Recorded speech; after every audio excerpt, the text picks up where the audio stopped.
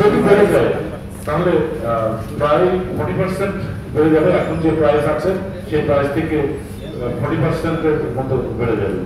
আশা করবো যেন ক্রয় ক্ষমতার মধ্যে থাকে, ক্রয় ক্ষমতার মধ্যে থাকলে আমরা দেশকে সামনে থেকে এগিয়ে নিয়ে যাবো ইনশাআল্লাহ।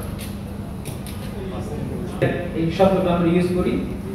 এইখানে যারা আমরা এই ব্যবসার সাথে জড়িত, এটা আমাদের সভাপতি সাহেব ডিউটি স্ট্রাকচার করে দিলেন, এসএসপি সহ করে দিলেন। এটা একটা সিঙ্গেল ইউনিট 17.5 টন।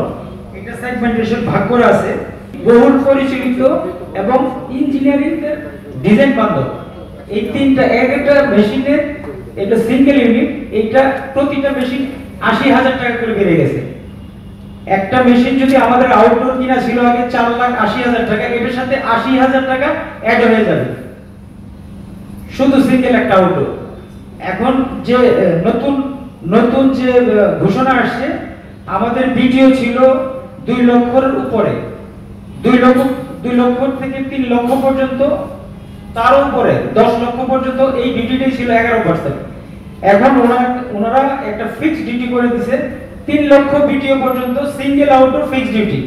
তো সিঙ্গেল আউটডোরটা হচ্ছে এটার ইকুইভ্যালেন্ট 26.5 টন। এটা ডিজাইন বান্ধব না।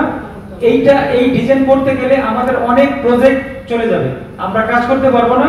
এতে সরকার ডিউটি বেনিফিট হবে না, রাজস্ব আয় ঘাটতি হবে।